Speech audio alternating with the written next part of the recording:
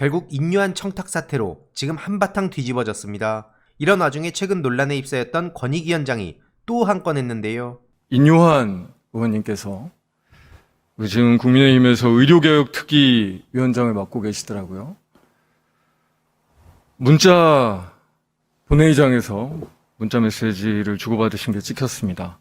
부탁한 환자, 지금 수술 중, 조금 늦었으면 죽을 뻔, 너무 위험해서 수술해도 잘 살 수 있을지 걱정이야 라고 문자를 받으셨고 감사 이런 표현을 하셨더라고요.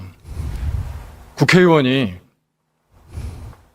대학병원 의사 병원에 수술 청탁하는 게 김영란법 위반입니까 아닙니까?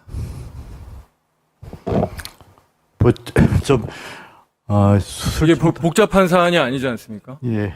김영란법 청탁금지법 위반입니까 아닙니까? 예. 좀 검토를 해봐야 될 것 같습니다. 아니 검토를 하시기 전에 제가 정확하게 말씀드릴게요. 제가 디테일한 상황은 모릅니다.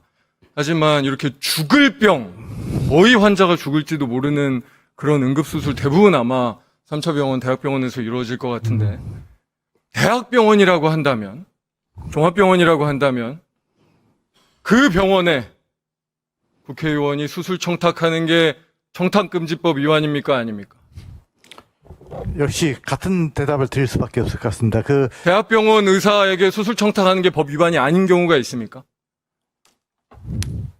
저는 사실 김영란법 만들어질 때도 국회에서 일하고 있었는데 그때 병원에 이런 청탁하지 말라고 정부 차원에서 굉장히 많은 교육 홍보를 했던 걸로 기억합니다. 그래서 그 어떤 병원 민원도 그 이후에 청탁금지법 위반입니다. 절대 그런 민원 앞으로 할 수 없습니다. 라고 아마 저만 그런 게 아닐 거예요. 여기 계신 분들도 그렇지 않습니까? 정부에서 일하시는 분들 다 그렇지 않으세요? 다시 물을게요. 이게 어려운 일이 아닙니다. 대학병원 의사 아니면 대학병원에 수술 빨리 해달라고 청탁하는 게 청탁금지법 위반입니까 아닙니까? 그거에 대해서도 제대로 답변하시기 어려우십니까? 그 지침에 위반된다면은 당연히 위반일 수도 있겠습니다. 혹여나 국민들께서 국회의원 빽 있으면 국회의원들은 저렇게 다 아는 사람 수술시켜주고 아는 사람 병원 보내주고 그러고 있구나. 대한민국은 역시나 그런 나라구나. 국민들께서 그렇게 생각하실까봐 정말 기사 보자마자 간담이 서늘했습니다. 여러분들도 그러고 계십니까? 장관님들, 기관장님들 다 아는 사람 지금 수술시켜달라, 빨리 해달라, 빨리 병원 넣어달라 그러고 계십니까? 현재 인유한뿐만 아니라 한덕수 총리, 조규용 장관, 박민수 차관 논란까지 지금 제대로 불붙었습니다. 오죽 가면 이제야 민심이 발칵 뒤집힌 걸 알았는지 아니면 이마저도 쇼인지 모르겠지만 여당에서도 개념 상실 박민수 차관을 경질하라는 목소리가 나오네요. 그런데 문제의 본질은 용산에 있지 않습니까? 아무튼 이를 두고 한동훈 대표는 국민 오해 사는 언행 자제하라 라는 말을 전했는데요. 그래서 저게 끝입니까? 여당 대표에 먹기 참 쉽네요. 심지어 더 웃긴 건 추경호 원내대표는 지금 시점에 인사 문제 거론하는 건 적절치 않다라며 논란 인사들을 대놓고 감싸고 있다는 겁니다. 이러니까 나라가 이 모양 이 꼴로 가는 겁니다. 그러면서 2026년 의대 증원 포함해서 의료개혁 원점 논의가 가능하다는 말을 하는 중인데요. 하지만 역시나 반응은 싸늘하기만 하고요. 함부로 개혁이란 말을 붙이는 것도 어이가 없습니다. 이러니 엄청난 분노의 목소리가 쏟아지는 중인데요. 다가오는 추석에 많은 국민들이 피해를 입을까 정말 걱정입니다. 신속, 적극 대응 나선 민주당을 보면 도대체 지금 대통령이 누구인지 헷갈릴 지경이네요. 이재명 당대표의 발언에 앞서 잠시 영상 시청이 있겠습니다. 주말 밤 8시 40분쯤 부사의 유아가 40대 부산부가 태국이 40도가 넘는 20대 환자를 병원 19곳에 1시간 갔지만 26곳이 거절했고 결국 이 환자는 숨졌습니다. 응급의료 시스템이 점점 붕괴되어 가고 있다고 현장에서 느끼고 있습니다. 국민들을 병원에 이송을 해야 되는 과정이 너무나 가가지고 다 왔기 때문에 어머님도 같이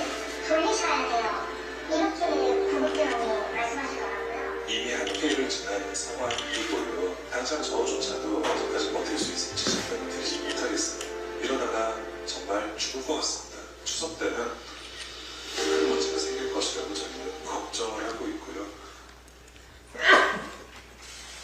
네, 제가 이거 처음으로 영상 자료를 한번 보여드렸는데 이건 국민들께서 보시라고 보여드리는 게 아니고 용산에서 좀 보라고 보여드리는 겁니다.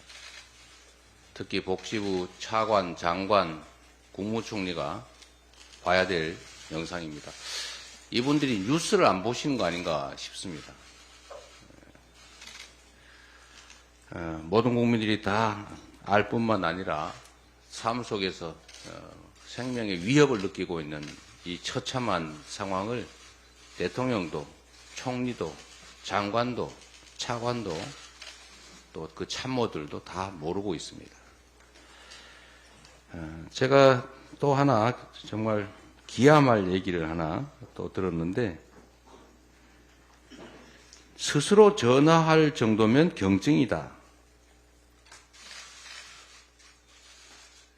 전화를 못하면 그 죽는 거 아닙니까?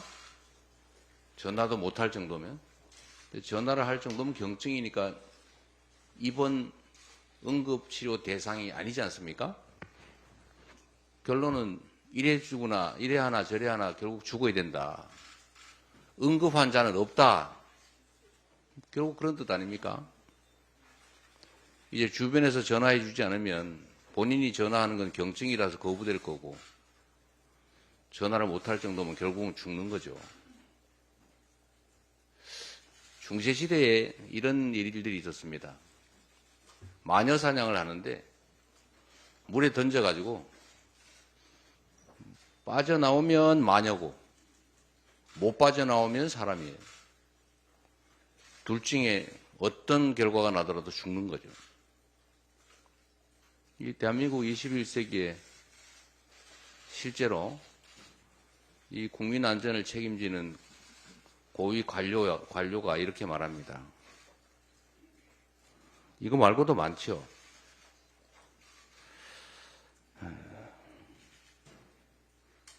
정말로 걱정입니다. 장관, 차관 문책해야 됩니다. 그리고 대통령 국민께 사과하셔야 됩니다. 지금 이 순간에도 응급실 들어가지도 못하고 119 차 안에서 죽어가는 사람들이 있습니다. 국민의 생명 안전을 지키는 게 국가의 제1 책임인데 그 책임을 이행하지 못하고 있습니다. 의사 탓, 국민 탓, 전 정부 탓, 야당 탓 할 게 아니라 스스로 책임지는 것이 바로 권력입니다. 책임지라고 그런 권한을 주지 않았겠습니까? 책임지라고 그 자리 맡기지 않았겠습니까? 책임을 지지 못하고 있으니 사과하고 책임지기 위해서 노력해야 된다 이 말씀드립니다. 의료대라는 이제 목적과 수단이 완전히 전도됐습니다. 의료개혁의 필요성이 분명히 있었고 정당성도 있었지만 그 과정관리가 엉망이었기 때문에 과격하고 과하고 급하고 무리하고 일방적이다 보니 그 목적조차 훼손될 지경에 이르렀습니다. 지금이라도 신속하게 문을 열고 대화하고 근본적 대안들을 다시 한번 만들어내야 될 때가 됐다 이 말씀드립니다. 재미있게 보셨다면 구독과 멤버십 부탁드립니다. 특히 멤버십 희동이님들께 정말 감사드린다는 점 다시 한번 말씀드리고요. 주위에도 널리 공유 부탁드리겠습니다.